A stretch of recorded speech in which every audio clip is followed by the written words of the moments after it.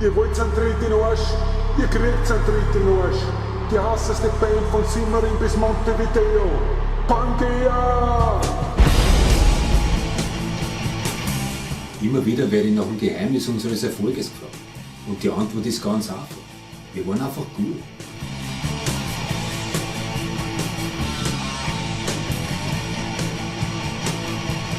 Mich hat nicht mehr interessiert, die nächste Flasche Whisky, das nächste Gruppe.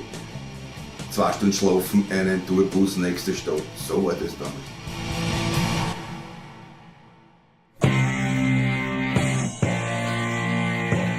...1995, Jänner, Februar. 3 coole Typen sitzen beisammen und überlegen, was sie am Wochenende machen sollen. Alle 3 sind Taucher und der Plan war eigentlich, im Neufeldersee tauchen zu gehen. Problem ist nur, der Neufeldersee ist zugefroren. Was also tun? Da treffen die 3 Entscheidungen, die nicht nur mein Leben grundlegend verändern sollte, sondern auch die komplette Musikwelt. 3 Typen sitzen beim Wirten, saufen sich in Schellzug einer Fadis und reden über Musik und finden, es ist alles scheiße. Am nächsten Tag sind wir einkaufen gegangen. Der Tietze am Post, am Anfang der Gitarre, ich am Mikro. Und dann haben wir einen Schlagzeuger gesucht. Das war alles. Der Manfred war der Sohn von der Mutter vom Stiefvater meiner Schwester. Er hat gewusst, dass ich Schlagzeuger werden wollte und hat mir auch mein Programm mitgegeben. Für mich war das was ganz Besonderes. Das erste Mal in einem richtigen Programm. Nicht spielen auf Waschmitteltrommeln und Kopfpulse, sondern auf einem richtigen Schlagzeug. Und dann gleich mit solch grandiosen Musikern. Einen besseren Einstand kann man sich nicht wünschen. Was habe ich mir gedacht, wie der Erich gekommen ist, das wird ihm jetzt nicht gefallen, weil das hört das erste Mal. Ich habe mir gedacht, der 16-jährige Bursche, das wird 12, ein Gesicht wie eine Salami-Pizza. Aber der setzt sich hinter ein Schlagzeug vom Tag zum Geigen. Der Tietze steigt ein. Der Pfanne hat die Chemie sowas von passt. Eine Rhythmusgruppe ist das Herz der Band und wir haben die Beste gehabt. Der Tietze hat Pangea als Bandnamen vorgeschlagen. Ich habe das Logo entworfen, aber wirklich begeistert war ich nicht. Ich habe nicht einmal gewusst, was Pangea ist. Ja, Pangea halt, ne? Ein riesiger Urkontinent, der vor, weiß ich nicht wie viel, 1000 Jahren zerbrochen ist in alle möglichen Einzelteile. So wie wir es heute kennen, Afrika, Amerika, Europa. So wie der Rock'n'Roll. Warte mal, wie war das? Also am Anfang war der Rock'n'Roll. Daraus haben sie verschiedene Musikgenres entwickelt, eben wie die Kontinente. Und sie wollten diese Genres wieder zusammenführen zu Pangea eben, weil sie sich gegen das Schubladendenken stellen wollten, irgend sowas auf die Art. Ich kann mich auch nicht mehr wirklich erinnern, mir war es auch wurscht. Von mir aus hätten sie sich quasi Modo nennen können, ich wollte davon in einer Band spielen. So, wir sind jetzt am Donnerplatz, wo alles begann. Eigentlich sind wir unterm Donnerplatz. Das heißt unterm? Wir sind ja gerade runtergegangen. Okay, wir sind unterm Donnerplatz, genau gesagt im Keller von Haus Nummer 10. Da hat alles begonnen. Im 17. Heb. Im 17. Bezirk. Ja. In Wien, da hat alles Dass wir begonnen. aus Wien sind, weiß ich nicht, ja. Müsstest du machen? Nein, aber wenn du was machst, dann machst du halt was. Okay, also da hat alles begonnen. Da haben wir unseren ersten Proberaum gehabt, genau gesagt da hinten, Raum Nummer 1. Ja, schau. Steht noch unser Name an der Tür. Nein, was denn sonst?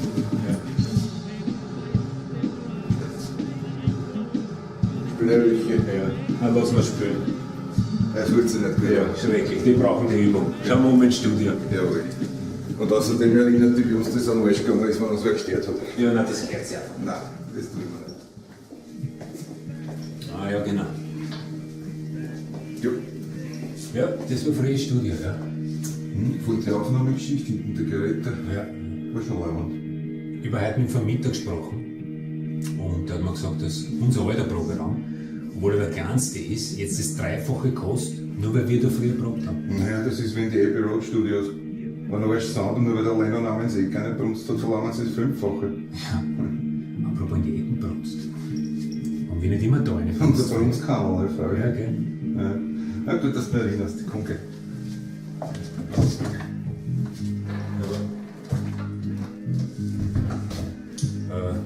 Okay, ja, was wollte man sagen? Ja, früher war das ein Studio, jetzt ist ein ganz normaler Proberaum, es probt da gerade eine Band drinnen, wir wollen es auch nicht stören, weil die sind noch schlechter als die anderen, die brauchen die Übung. Aber ja, da haben wir damals unsere ersten professionellen Aufnahmen gemacht. Der Manfred hat gemeint, wir sollten einmal mit einem richtigen Produzenten zusammenarbeiten, dass das eine gute Erfahrung für uns war. Weil der Manfred hat ja früher schon oft in Studios gearbeitet und war uns, was das betrifft, einiges voraus. Weil der Manfred kann man sagen, Was redest du für einen Scheißdreck? Was heißt, der war uns voraus, der Idiot? Sagt uns eine Nummer, die er mit 13 geschrieben hat, völlig für den Arsch und dann bringt er nicht einmal Solo hin. Was war denn der voraus? ruhig. Ja, dann weißt du, wie aggressiv ich auf den Wichser reagiere. Gerne rauchen.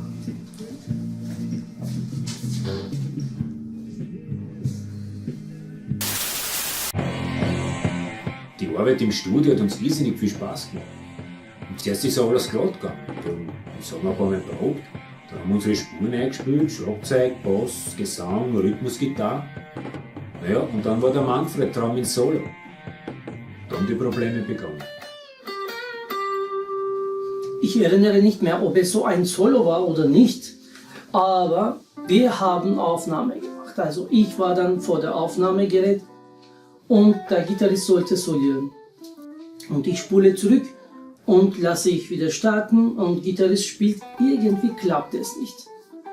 Verstehst du, wir reißen den Jazz mir endlich einen Tag Studiozeit raus, proben die Arschnummer, tagelang, wochenlang, und dann bringt der Wichser das Solo nicht raus. Na, wir haben alle die Nerven weggeschmissen damals. Irgendwann einmal der Gitarrist sagt mir, ich pack's nicht mehr. Und meine Gitarre war daneben und ich habe einfach zu diesem Teil, das war glaube ich 8 oder 16 Takte oder so etwas, habe ich, was es mir einfällt, habe ich dann nur ein bisschen gespielt und dann haben sie gesagt, eigentlich das passt total, sogar der Gitarrist. Er hat auch gesagt, dass es dann so schön passt. Er hat gesagt, wisst ihr was, am besten wir lassen einfach so. Also das ist dein Solo und ihr habt gespielt, aber irgendwie mir war es Vater, also das lassen wir. Sonst müssen wir dann die Albträume von diesem Solo haben. Dass ausgerechnet der Manfred, der sich immer als der große Bandleader, als der Proberaumboss aufgespielt hat, bei den Aufnahmen so kläglich versagt, das hat er nicht verkraftet. When Manfred left, it was the best that could happen to Pangea. He was a driving force.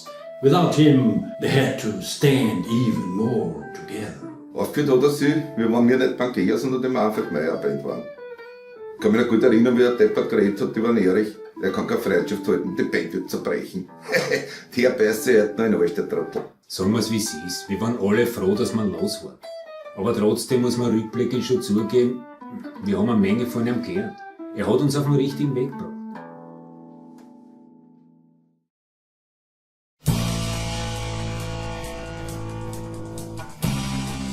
Ja, gute Gitarristen hat es gegeben, wir sind dann mehr. Es sind auch ein paar dahergekommen. Und alle haben es geglaubt, sie sind der Superstar. Dann ist der Otto dahergekommen und da habe ich geglaubt, der ist anders. Ja, habe ich geglaubt.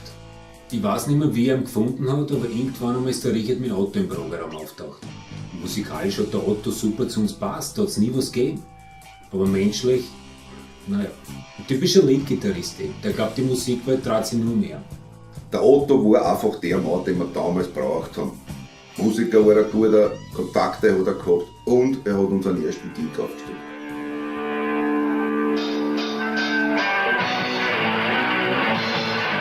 Silvesternacht 1997. Diskothek Alcatraz. Ein ganz versifftes Kölner Lokal in Kitzee in Burgenland. Kein glamouröser Start für unsere Live-Karriere.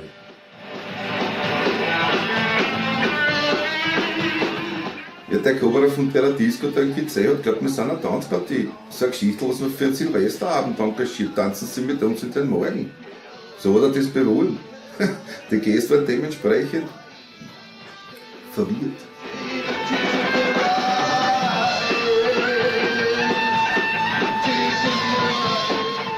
Ja, applaudiert hat am Anfang keiner. Aber das haben sie auch nicht können, weil sie die Uhr zugehalten haben.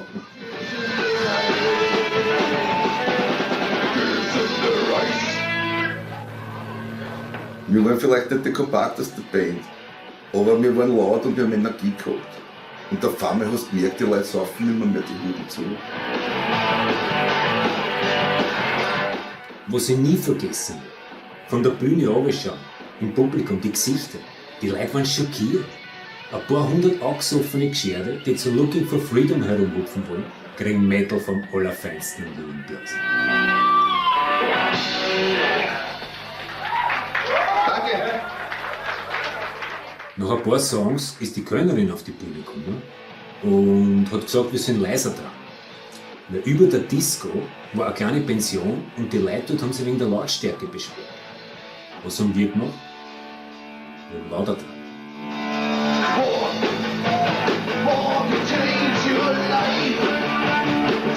Die Leute wollten uns einfach nicht von der Bühne lassen.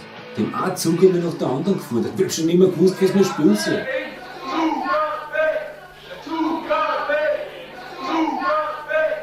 Ja, es war ein geiles Gefühl. Das war das erste Mal, dass ich so richtig gespürt habe, da bahnt sich was Großes an. Und am Schluss sind alle voll mitgegangen. Ein Wahnsinn. Und so ist unsere legendäre Zugabe entstanden. Johnny B. Goodnight. Wir haben gedacht, wenn sie schon da sind zum Tanzen, dann gehen wir in eine Tanzparty.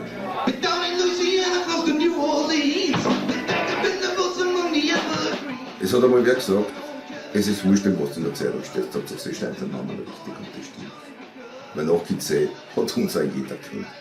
Wir haben gewusst, wir sind gut und wir sind am Weg nach oben. Und das wird uns keiner mehr so schnell aufhalten können.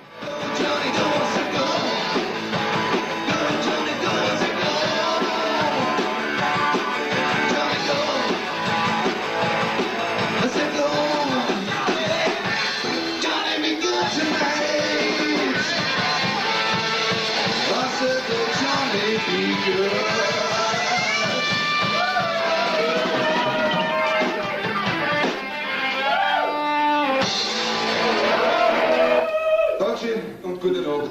Prost in der Ehe.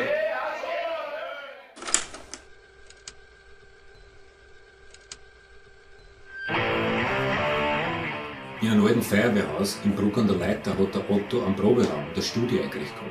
Und dort in dem Studio haben wir unser erstes Album aufgenommen. Ja, bei den Aufnahmen zum Album, da haben wir gemerkt, dass Rock'n'Roll nicht nur lustig ist und spielen und Hollerterroll, saufen, tragen Rock'n'Roll. Das ist Arbeit, harte Arbeit.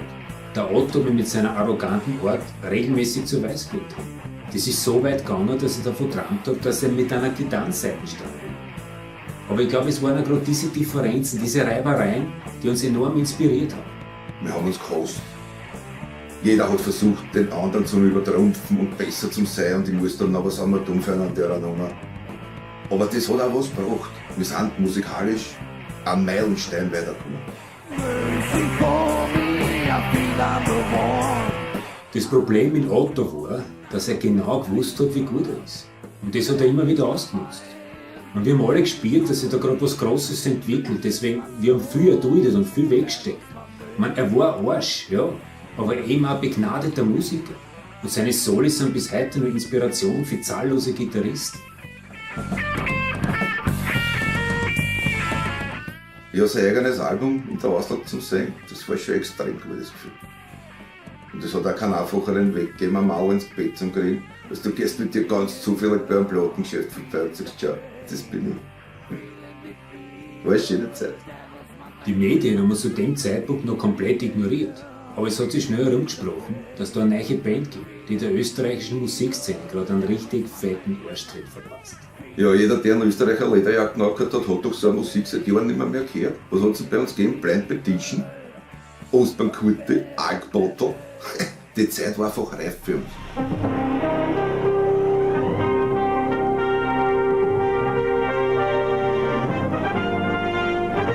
Mehrere hundert Fans der Hardrock-Band Pangea verbrachten die letzte Nacht vor Ticketverkaufsstellen in ganz Österreich. In Zelten und Schlafsäcken trotzten sie der Kälte und dem Regen, um heute in der Früh an die heiß begehrten Karten für die bevorstehende Tour der Austro-Rocker zu kommen.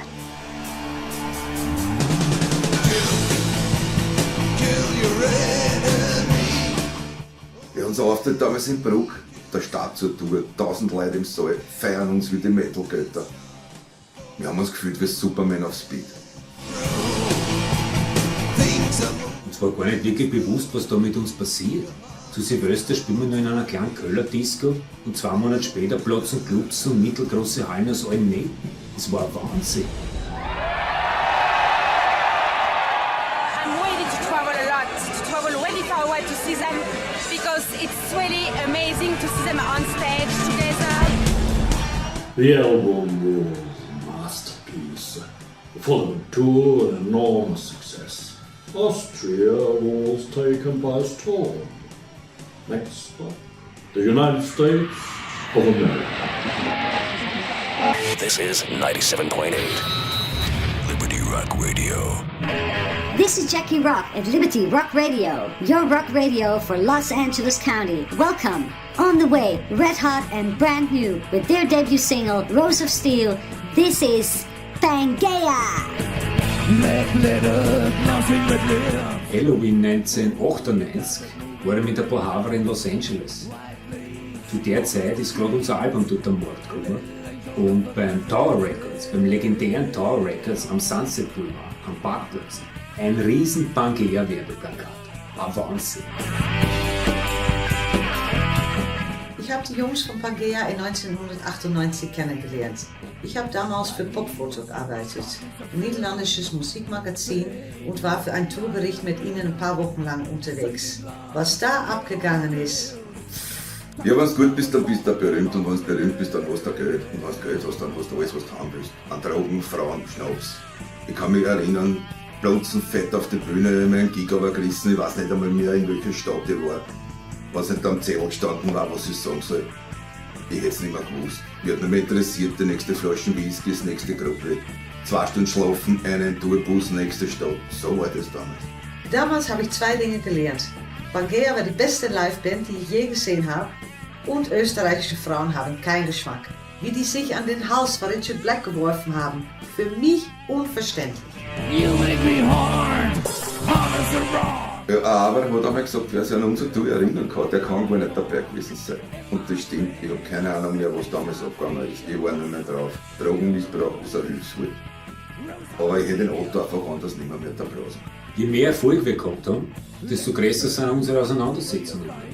Obwohl, begonnen haben die Probleme schon sehr früh. Nach unserem ersten Gig in Kizé hat uns der Otto beim Auszahlen der Gage über den Tisch gezogen. Und 1000 andere kleine Sachen, die sich summiert haben. Aber für mich persönlich, der Tropfen, der es fast zum Überlaufen gebracht hat, war, dass der Otto versucht hat, einen Keil zwischen Richard, Dietze und mich zu treiben. Und da war's aus. The show at the Weber Connect in Vienna was some kind of a breaking point. It turned out to be the last show with Otto. Ja, der Erich vor dem Gig im Weberknecht hat ein Dietze und mir gesagt, dass er die Band verlassen will, weil ein Otto nicht mehr durchdrückt. War natürlich ein Schock. Ich hab die beiden dann mehr oder weniger vor die Wahl gestellt. Ja. Ich hab gesagt, der Otto oder ich. Weil ich war an einem Punkt angelangt, wo ich gesagt habe, es reicht, es geht nicht mehr, ich hab genug. Es hat nur mehr 3 Möglichkeiten gegeben. Entweder der Otto geht, ich gehe oder ich bringe ihn um. Aber für uns hat es da nichts zu überlegen gegeben. Pangea, das waren der Erich, der Dietze und ich. Wir sind Pangea, der Otto ist unser Angestellter und sonst gar nichts. Der Otto hat keinen einzigen Song geschrieben. Der hat sich kreativ überhaupt nie eingebracht. Und auf der Bühne ist er mit fortlaufender Zeit immer unberechenbarer geworden. Ja, der ist einfach durchdraht. Der hat mitten ab dem Spielen hat der die Setlist geändert, wie wenn er das Springsteen war. Endlose Solos, wo der Wabler nicht mehr rausgefunden hat. Ich stehe vorne beim Mikro, weiß nicht mehr, was ich tun soll. Noch ein Grätschen machen oder soll auf die Knie rutschen. Der spielt noch immer. Das war schon so, dass die Fans angefangen haben zum Pfeifen. Pangea were about to conquer the music world. Kicking out Otto at this point was very courageous indeed, but not without risk. Die Tour war aus, in Otto haben wir rausgehauen, wir haben alle 3 Auszeit, brauchten wir keine Kraft mehr gehabt. Ich weiß nicht, was die anderen gemacht haben, ich war auf Entzug. Und 5-6 Monate später haben wir uns einfach wieder mal zusammengeredet und sind in den Proberaum gegangen. Wie schon damals nach dem Ausstieg von Manfred ist ohne Otto ein kreativer Ruck durch uns gegangen. Wir haben zu dritt innerhalb kürzester Zeit ein gutes halbes Dutzend wirklich leibender Demos eingespielt. Und auf einmal war die Kraft wieder da und die Kreativität. Namen wie Angst, The Day of Apocalypse, Walk Through the Dark, sogar Ballade haben wir geschrieben. War eine super schöne Zeit.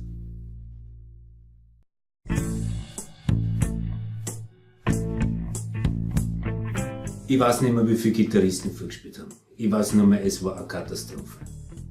Da war ein Nachbar vom Dietze. Der hat gemeint, er spielt jetzt seit einem Jahr Gitarre und kann schon Dream Theater Songs nachspielen. Das hat gelungen wie jemand, der nach einem Jahr Gitarre spielen probiert, Dream Theater Songs nachzuspielen. Unbrauchbar.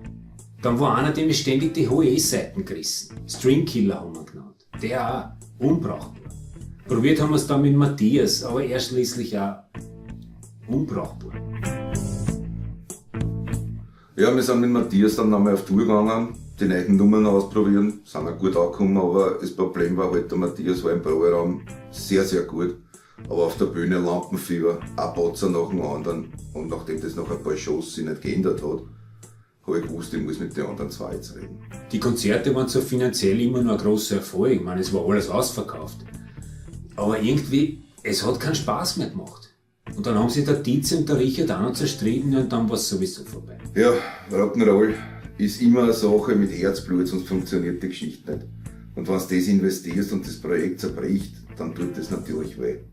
Aber wir hätten es ja wissen müssen, Pangea, wir sind zerbrochen wie seinerzeit der Kontinent. Jeder hat seinen Weg gehabt, jeder hat gewusst, er will was machen und wir haben auch gewusst, was wir nicht mehr machen wollen. Pangea. Das Ende war für uns keine Überraschung, weil es hat sich ja schon länger angekündigt. Das heißt aber nicht, dass es uns nicht weiterhält. Und wir haben ja nicht nur die Band aufgelöst, wir haben in Dietze einen langjährigen, wirklich guten Freund verloren.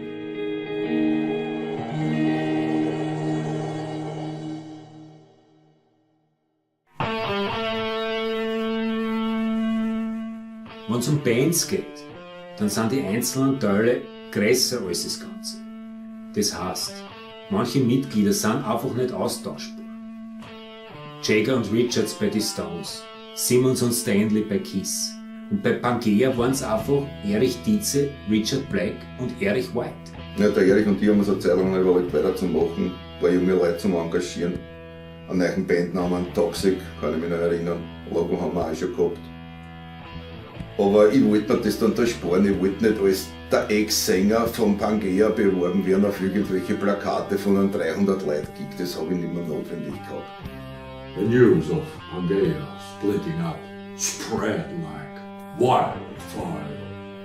The world war in shock. Für die Fans hat es mir schon leid getan. Vielleicht hätten wir es doch langsam darauf vorbereiten sollen.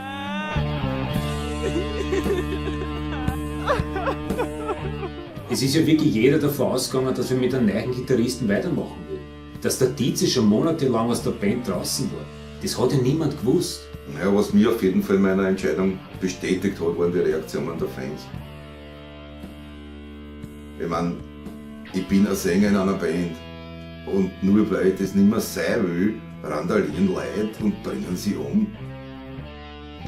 Das ist mir einfach viel zu extrem, die Verantwortung wollte ich einfach nicht mehr.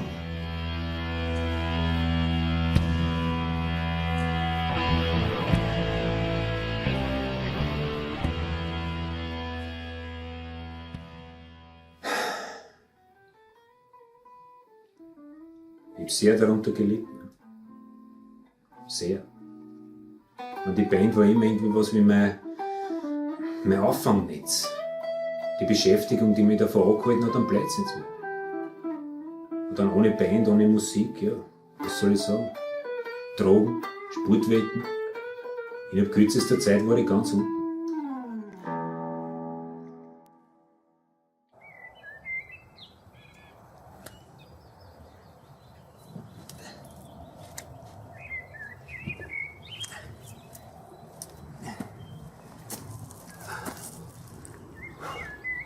Ich war zwar nur eine Nacht im Häfen, aber das hat gereicht. Das war mein Weckruf. Ich hab dann gemerkt, so kann's nicht weitergehen. Ich habe auch gewusst, in der Großstadt, die Verlockungen, Frauen, Drogen, Wettbüros an jeder Ecke, das hätte ich nicht geschafft. Deshalb bin ich aufs Land gezogen. Ich war in die Berge. Ich war tagelang im Wald unterwegs. Ich hab draußen geschlafen, gefischt, am Feuer gegessen, Wasser angekocht.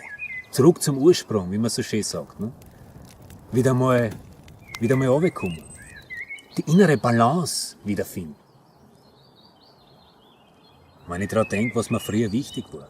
Die Fans, die meinen Namen schreien. Nächtelang in irgendwelche Clubs unterwegs. Das gibt mir alles nichts mehr. Heute das ruhige Plätschern von einem Bacherl. Das Zwitschern von einem Vogel. Das ist tausendmal besser. Da ist er.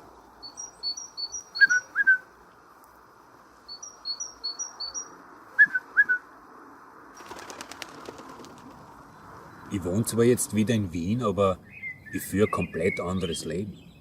Nicht zurückgezogen oder so, das nicht. Aber bewusst. Materielle Dinge interessiert mich nicht mehr. Ich habe sogar meine goldene Schallplatten der holländischen Reporterin geschenkt, die uns immer nachgerannt ist. Und jetzt einen Haxen ausgefreut.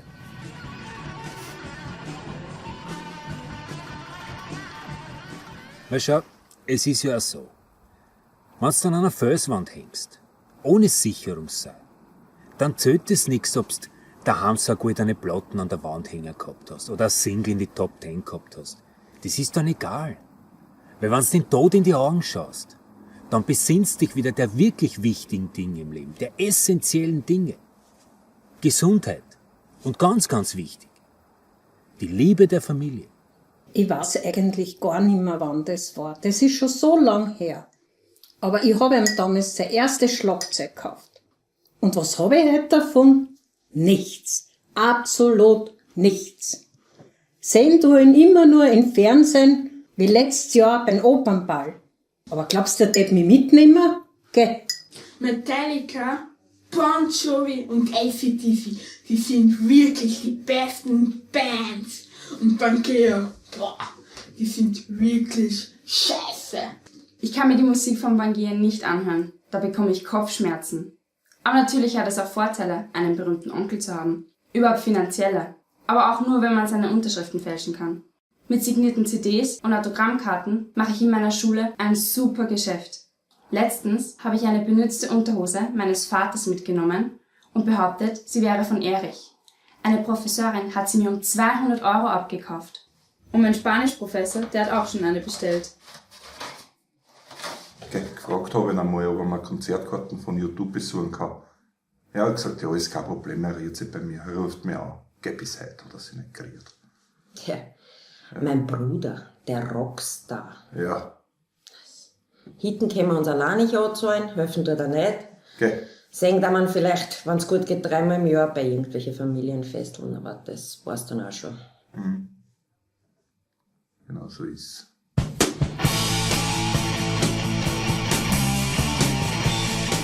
Ja, es ist schon verrückt. Egal, wo wir heute auftauchen, sie rollen uns einen roten Teppich aus. Restaurants, wir kriegen den besten Tisch, zahlen brauchen wir nichts. Und unsere Idole wollen plötzlich mit uns Fotos machen. Und es vergeht keine Woche ohne irgendeine Einladung zu einer Talkshow oder Interviews. Ich bin nur aktiv geworden. Ich habe keinen Manager gehabt. Jetzt habe ich 2. Und die sind rund um die Uhr damit beschäftigt, irgendwelche Verträge auszuhandeln und Termine abzuchecken. Es ist ein Wahnsinn. Es ist natürlich schmeichelhaft, wenn große Sponsoren Millionen bieten für eine Reunion-Tour. Aber das tut sich, glaube ich, keiner von uns mehr an. Ich bin so alt für den Scheiß. Für unsere Fans gibt es Live-Alben. Es gibt unser Best-of. Wir haben nur ein paar Jahre gespielt und mehr gibt es einfach nicht leider. Tut mir leid. Immer wieder werde ich nach dem Geheimnis unseres Erfolges gefragt. Was hat Pangea ausgemacht? Und die Antwort ist ganz einfach. Wir waren einfach gut. Aber nicht nur das.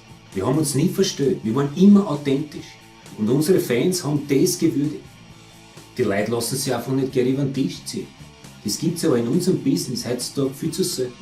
Du hast so ein Wappler wie Springsteen, macht groß auf Working Class Man, singt gegen die bösen Banken im bösen Kapitalismus, aber verlangt ein 100er für Konzertticket und 35 € für ein geschissenes T-Shirt. Mit Pangea hätte es das nie gegeben. Ich sag euch jetzt was. Seit 20 Jahren und bis in alle Ewigkeit wirst du unsere Musik nur mit 3 Worten beschreiben können. Hart, laut, kompromisslos. Black letter, nothing but limbs. Ooh, you got that move in your hips. White lace, you promised the chance. Little angel that's looking like red steel.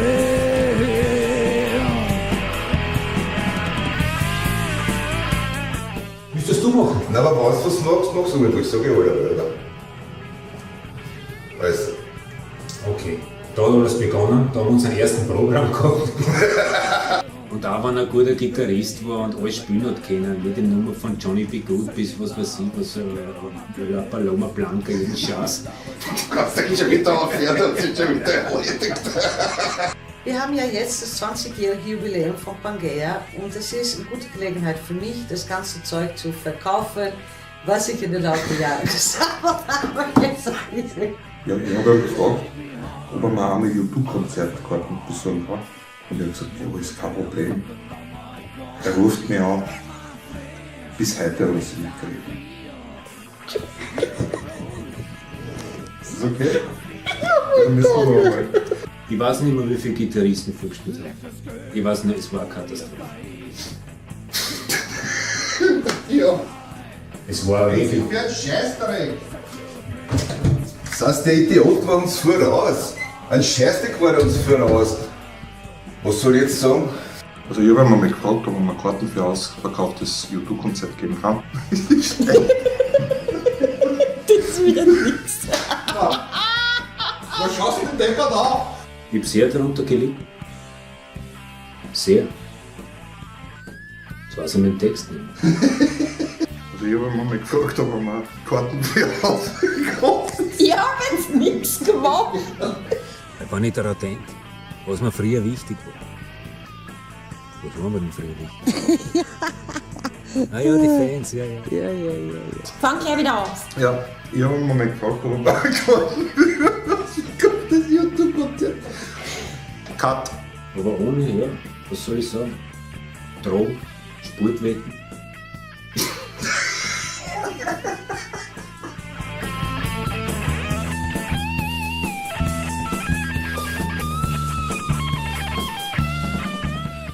Jetzt weiß ich, was der Dan Braun geraucht hat, wie der Illuminati geschrieben hat. Bis deppert.